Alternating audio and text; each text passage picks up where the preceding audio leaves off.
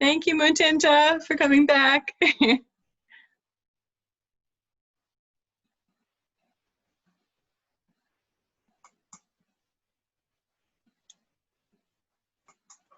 Come on in. Oh dear. This is a lot of work.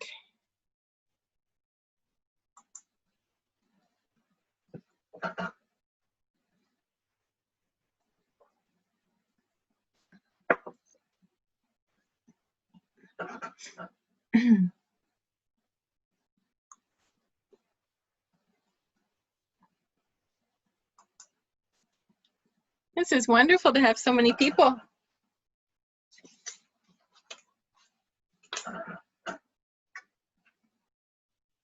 Hi, Priscilla.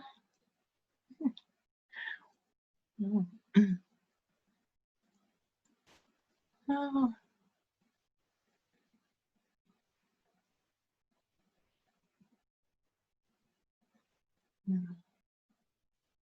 I'm not going to mute you. I'm hoping that you'll be able to ask some questions.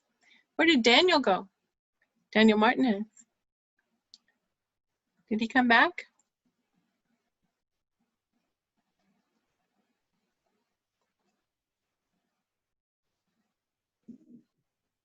Welcome back. Sorry, Florence. I have, this is so we can use the free one. If we can get the updated one that won't boot us out, but then we have to pay for it. Oh dear. I wonder what happened to Dr. Martinez. Anybody have any questions while we're waiting? Do you have any questions about what we talked about? Or anything to add to what Florence said?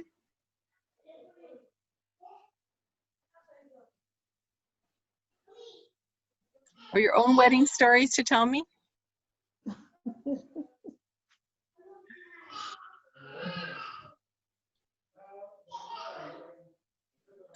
Harold's family were Jewish and my family were Christian. So we did the Jewish and the Christian services together. That was really nice for a wedding. I did the Jewish vows and we sang praise and worship songs.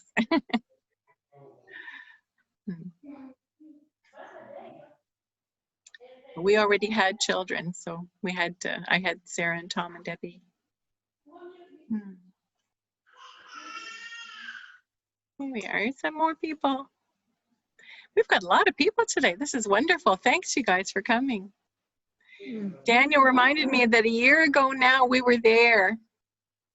So we're so sad that we're not able to be there in person, but we're happy to be there.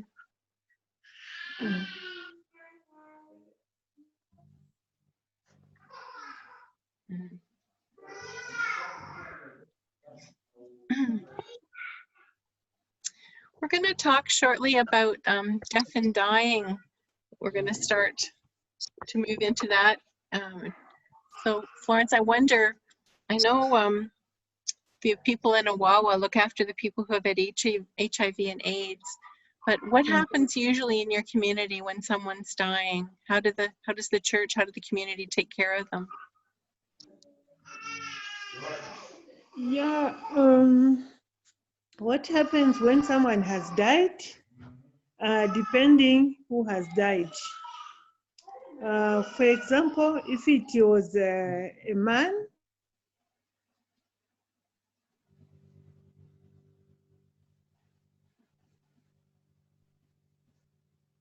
Oops. who has, what they do is during the funeral, they report to the church, that is the family members, and family members gather from all over, wherever they are. They come to the funeral house to mourn their departed relative. And it is very funny because traditionally, the wife has to be given a special treatment whereby she doesn't talk to people anyhow, she doesn't move anyhow, she's confined in a certain corner, given a different cup and a place to eat from until burial. Yeah. And Do you know then why after, that tradition is? yeah, that is traditional. That's what happens to the wife and Is it even just to the man. is it Yeah, just they to don't take care of her so she doesn't have to do any work, or is it to help her see grieve? during the mourning period, 2 to 3 days, because they are still waiting for the parents or some other relatives from afar to come. Mhm. Then that woman will be indoors, or a man will be inside the house where everybody has gathered. Yeah, that's what we do. The church can come in, sing some songs at night, preach the word of God. Even at the cemetery, they do that. But the woman or the man will be inside the house while this mourning takes place until after burial. When they bury, especially in the olden days, they will do, especially those who don't go to church, they make some rituals, like maybe they get some roots, they make that man or a woman, the one who has remained, to wash. It's a way of cleansing the man or the woman. Mhm. And in some other tribes, in Zambia, we have got about 73 tribes. Mhm. They would like to give that woman to another man so that he takes over the brother's wife, or an Mhm. uncle's wife. That's Yes. biblical, isn't it? Yeah, that's in the Bible. Sorry? That's in the Bible. Yeah, that's a tradition That, in the Bible. Mhm. that's traditionally. Mhm. But of late, it is no longer there because, there are a lot of, diseases around us, and Mhm. people discourage that. Yeah, that's a good idea. Instead, after the burial, then they share whatever property they had together, and then the Mhm. wife is free to go back to her own place, Mhm. and she can go and get married, or the man can remain and then he can marry another wife. Yes, but there are some rules uh, to be observed during the period when they are mourning. A wife or to the deceased is not allowed to move anyhow or to do anything. If she wants to go to the toilet, she must be accompanied by a close relative Mhm. to the husband. Yeah. Equally, the husband also should do the same. So one has to behave. Mhm. It makes you So, behave, eh? At a time that you might be emotionally vulnerable. Yeah, that's a good idea. yes, because during that time, if you try to show that you are not very heartbroken, they'll Mm. say, "Oh, she didn't love him, or he didn't love her." Now, because Mm. of that, when it comes to sharing, they can say, "We are not giving you anything." And some Mm. families will not even will say, "We are not giving you anything because we're not working. What we have belonged to this man." But the law of Zambia is very clear, and it Mm. gives people certain shares: the widow or the widower, the children, and also the dependents. Mhm. Though it's not everyone who does that, especially in the villages, they Mhm. still just go according to their customs or traditions. Mhm. Wow. I remember being at your house when the funeral was going on, and they played music all night long, worshiping and praying all night long. That Sorry? was that was about 3 years ago. We were at your house, and overnight, there was a funeral going on, and the music was playing all night long from the Yes, funeral. yes. Yeah. Mm-mm.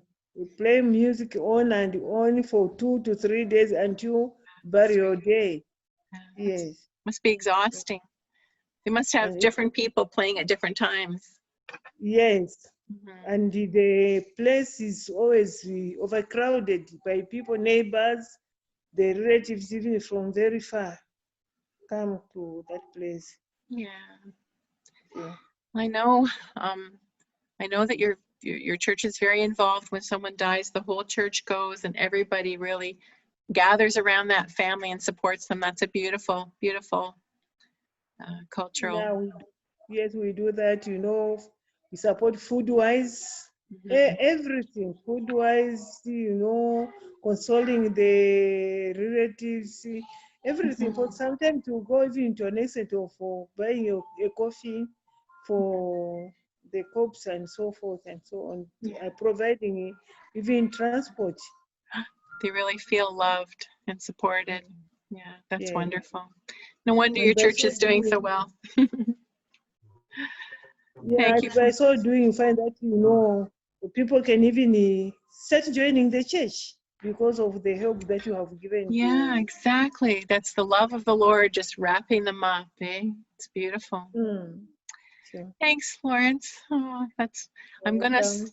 gonna share my screen again, and we're gonna talk about just before death when people are just being taken care of. So I'm just gonna get this up here. This one, and share. Okay, so when I go to a Wawa, when I come in the summertime and I go one day to a Wawa, we use this uh, diagram just to talk about the difference between like when you and I get sick and we go to the doctor, we assume that we're going to get better. The doctor is going to give us medication and the pain will go away or the illness will be cured. But at some point in your life, you're diagnosed with an illness that probably won't go away, like diabetes or kidney disease or heart disease or arthritis or so many different cancer, so many different things that you can have, and it probably won't go away, and maybe it will be something that will affect when you pass, when you die. So you kind of have both. You have the doctor looking after you, and you also are doing comfort care. We call palliative care comfort care. We just make sure that the person is comfortable and that there's good quality of life. And as they get older and maybe sicker, that kind of care becomes the most care. We're taking care of the people in our community that are sick, and the doctor has less and less to do except maybe to give some pain medication or to help calm them with some herbs or something. So that's what we call hospice palliative care, whether you do it in a hospice or whether you do it in a home or whether it's volunteers or church members. It's palliative care and therapy to relieve suffering and improve quality of life and to help people feel loved and cared for until they pass away. And then you've just told us the beautiful story of how your church looks after people when the family member has passed away. So that's palliative care. Uh-oh, where'd they go? There. And I give them this diagram called a palliative performance scale, and we're all on this diagram. All of us are there. I hope most of us, especially you young people, are up here somewhere. You're at 100% of activity level. You have no disease or little, and you're able to do pretty much what you want to with your bodies. Then as we get older, that diminishes a little. We might have some aches and pains or a sore knee, or we're I have to take medicine for high blood pressure, things like that. And so our activity is reduced. Maybe if I had a hip surgery a little while ago, and before that I could do nothing. I thought I was going to have to sit on a chair for the rest of my life. And instead I had the surgery and I was better. So it was reduced, but I was able to get that fixed and I was able to be mobile again. But it will never be as good as your leg because God does a better job than the doctor. So as we get older, maybe the people they're not able to get out of bed. They're not able to do any work. It's even hard for them to make a meal for themselves. And so this is about this point when we start to take care of people when they're sick, and we call them, this is early palliative. And eventually they're just in bed, but they can't get out of bed, and they might only just take sips of water. And then they might have very extensive disease and have to have special help with the pain. even to bathe themselves and things like that. And when you get down to here, you know that it's coming very close and someone will pass away soon. And so you might call the family together, and then that's when they pass away, and that's the end of their earthly journey. And so this is a way, using this, it's a way for us to communicate with each other as healthcare professionals about where the person is and what we can do about it, what we can do to help them. Do mouth care, brush their hair, give them a bath, bring them food, anything that will bring them comfort. I work in a nursing home, and nursing home is really somebody who's a home for someone who has no other home, a home for someone who needs care more than their families can give them. And so a lot of people are put into a nursing home and they don't have families to look after them, or their families don't want to look after them, or they haven't got any money to live anywhere else. So it's a real privilege for me to work in that nursing home. Or some people would call it, you know, a hospice is a place where you're the last few weeks of your life before you pass away. It's a special place where you can get special care when you're dying. So it's nicer if you can bring the palliative care or the hospice care into the home, because then you've got your own bed and your own food and your family is around you. So that's a much better way to look after someone who's dying. But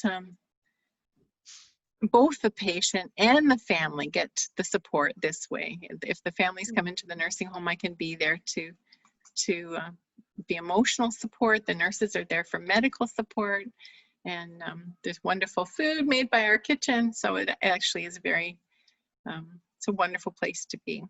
And it also, because in a nursing home or in a hospital, nurses are busy and can't give all the care that they wish they could. So volunteers or chaplains or hospice volunteers help fill that hole of care. They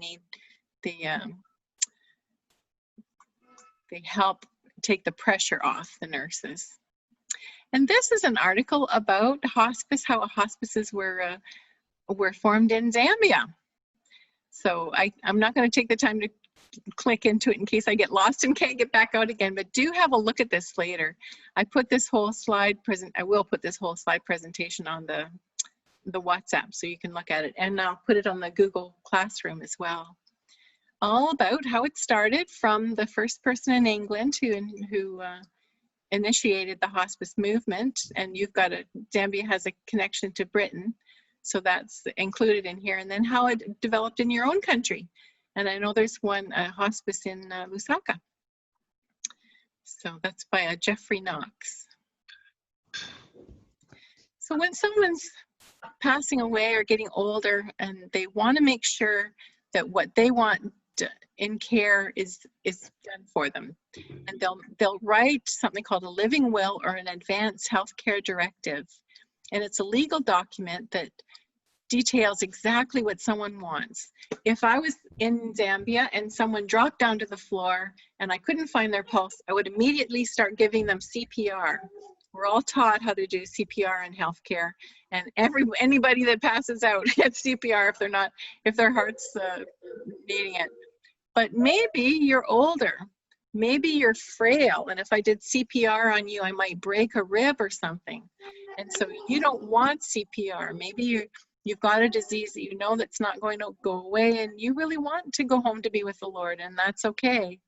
So the person would put that in writing and say, please, no, don't intubate me, don't give me CPR, just keep me comfortable. And so you write that on a do not resuscitate order. It states that if the person stops breathing or his heart stops beating, doctors and nurses are not to revive them or resuscitate them, because that would increase pain and discomfort. So it's a choice. You really can have. Some families would say, no, we want it all. We want mom to get everything that she needs, and we want her to live at all costs. So, and some cultures are very, very firm about making sure that you do everything for that patient to make sure that they stay alive. So different cultures and different people make different decisions. And a healthcare proxy or a power of attorney is a person that you appoint that will carry that out, that will make sure that your wishes are taken care of if you pass away. Not what they want. They might want mom to live longer, but mom is ready to go home to be with the Lord, so then they would do what they are supposed to do, what she would have done if she's not able to speak for herself. And again, it's influenced by religion and culture and what your family believes.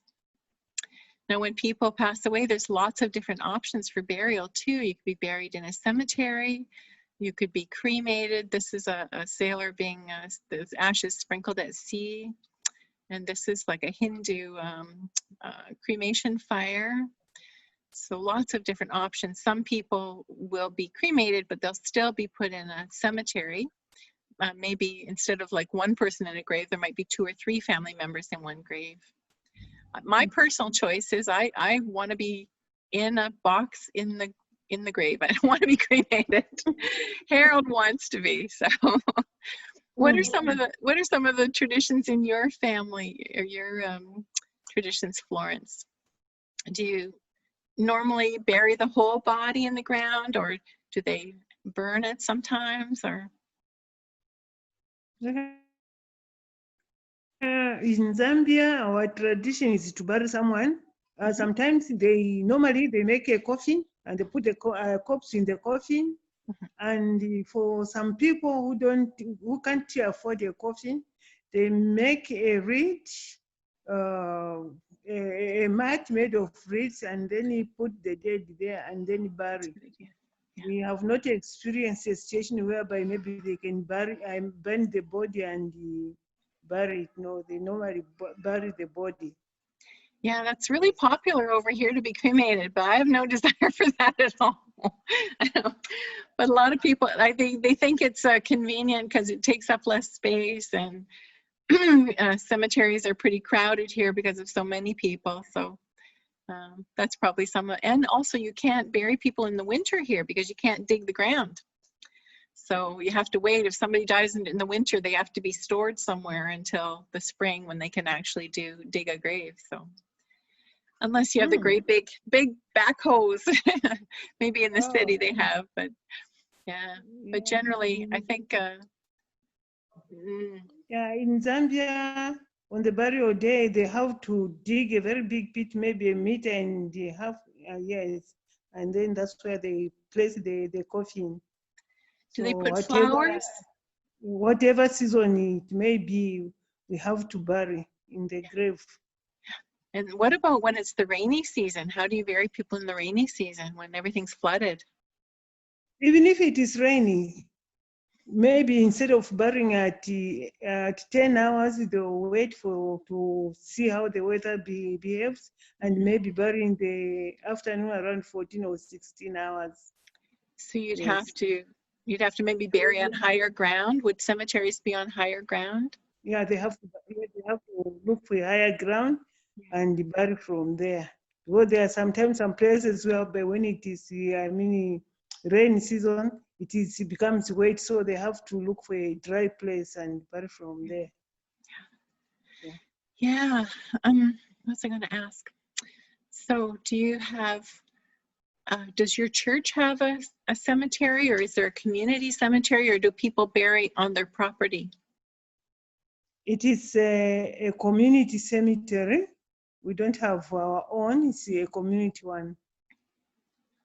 Unless in special occasions whereby maybe a family, they have got, like if a family, like the way we have our farm there, and they say with permission from the government.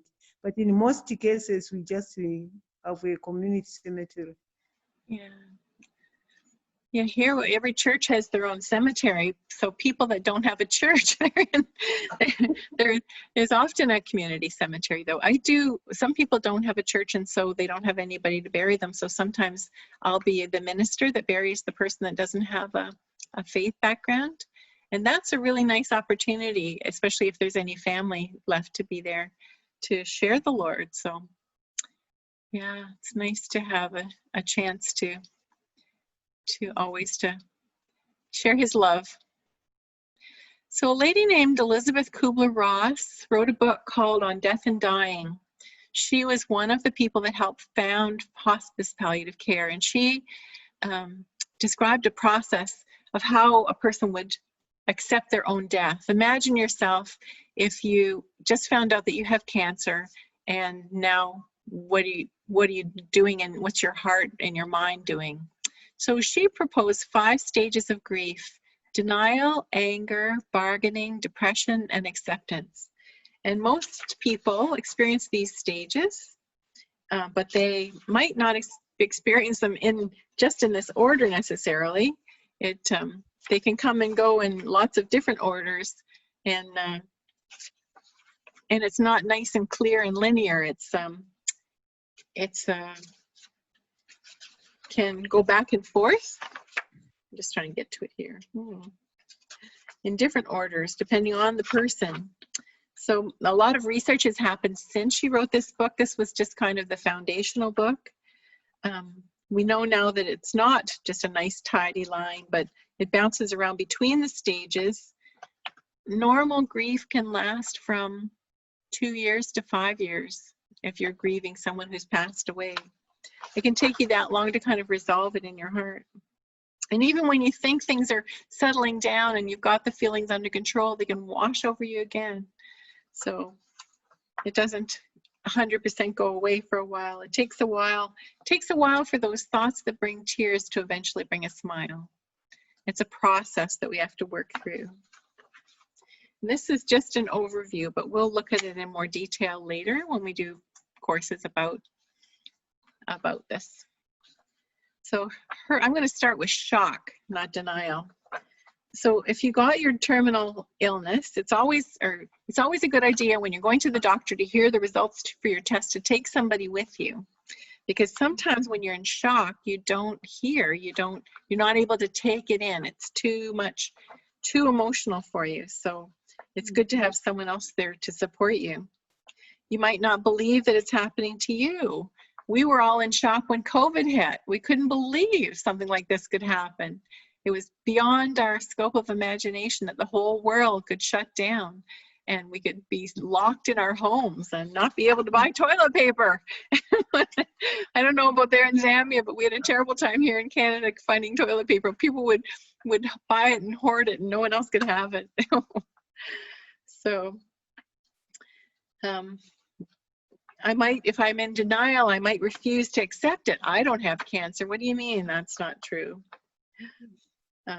Actually, one theory is that the denial is a coping mechanism, and that the person actually survives the issue by not believing that they have it or by saying that they don't have it.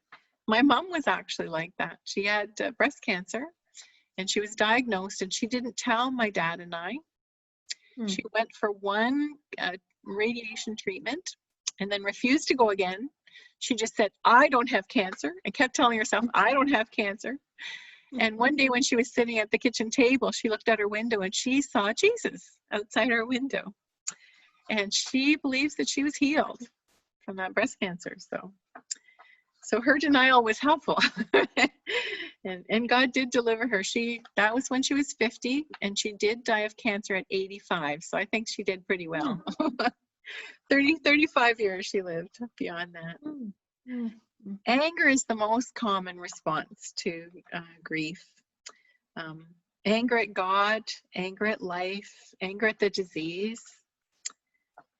My aunt Irene, whose husband was an OPP officer, Uncle Ted, their young son, my cousin Randy, was in a car accident and he died with his wife. And my Uncle Ted was the first person on the site. And it made him start to drink, and he drank himself to death. And my aunt said she used to go around the house yelling at him after he had died, just yelling at him because she was so mad. How could you leave me to deal with all this stuff by myself? How could you take the easy way out and leave me here? So she worked out her anger that way. And bargaining is common, bargaining with God, saying, oh, please, Lord, if you make me better, I promise I'll tithe for the rest of my life, or I promise I'll go into the missions or the ministry, or If you make me better. So we try to, if we think if I do this magical thing, I will be healed. Sometimes it's depression. We turn our anger inwards, and depression is anger turned in towards us. And we become withdrawn, we shut down, we might feel hopeless, we cry. It's hard for families to watch as a person grieves, but it is part of the journey. Oh, it's telling me we're almost out of time again. And acceptance is when we finally are able to absorb it and either cope or actually find strength and peace. And you'll often find that the person that has the illness is supporting everybody else and helping them feel better, because God gives them a special, just a special package of strength and peace at the end. So whether due to illness or old age, not everyone facing the death or the loss of a loved one experiences the negative emotions outlined in the Kubler-Ross model. Research suggests that people who have religious or spiritual beliefs are better able to cope with death because their hope is in their Lord and an afterlife, and because of the wonderful support that their faith community gives to them. So First Thessalonians 4:13 says, we do not grieve as those who have no hope. And 2 Corinthians 5:8 says, we are confident, I say, and willing rather to be absent from the body and to be present with the Lord. And John 14:27 says, peace I leave with you, my peace I give to you. Let not your hearts be troubled, neither let them be afraid.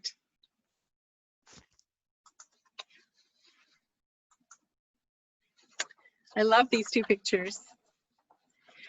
Life should not be a journey to the grave with the intention of arriving safely in a pretty and well-preserved body, but rather to skid in broadside in a cloud of smoke, thoroughly used up, totally worn out, and loudly proclaiming, wow, what a ride.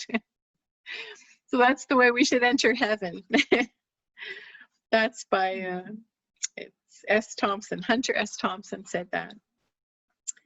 So what would you like the end of your life to be like? A well-lived life is good preparation for a meaningful death, and a life with no regrets. People mourn what they did more than what they didn't do. 2 Timothy 4:7-8 says, I have fought the good fight. I have finished the race. I have kept the faith. Herein is laid up for me the crown of righteousness, which the Lord, the righteous judge, will give to me on that day, and not to me only, but also to all those who love his appearing. So thank you for letting me be with you today and talk about these things. I know these are sensitive things and hard to listen to, and hopefully we'll all live wonderful, healthy lives, and the Lord will give us many years. Amen. Thank you very much. I've enjoyed indeed. Thank you, wonderful. Florence. It was so much fun to talk with you and teach together. Oh, yeah. Gotta do it again. He came a little bit late from where he went. Yes. Sure. Any questions from anybody? I think there's not many of us left, I think. How many of us are left? Yeah, there's only 4 of us left. Or is there more down here? Let me look. Oh, yeah. Yeah, oh, good. I didn't see that. Good, I'm glad. Any questions then? Any comments? There's no wrong questions. Go ahead. It was a wonderful session. We enjoyed. Thank you. I enjoyed so much. It was really a wonderful session. Thank you. And Roseanne will be back next week, and she'll go back to the middle stages of learning again. And then we'll go on to, I'll come back a week after that and do depression and stress. Similar to remember we did the 2 days in 2014, so it'll be similar to what we learned that time. So we'll look forward to doing that with you and seeing you all again. It's not as nice as actually being there, but it's just so nice to see your smiles. Yeah, thank you. God bless you. Thank you very much. This will be, Thank we'll you. put it, thank you. Thank you for coming. Thank you for being our family. Okay, I'm going to close this down now. I don't know how to, there. And we'll get together again next week. God bless you. Bye. Yeah, bye-bye.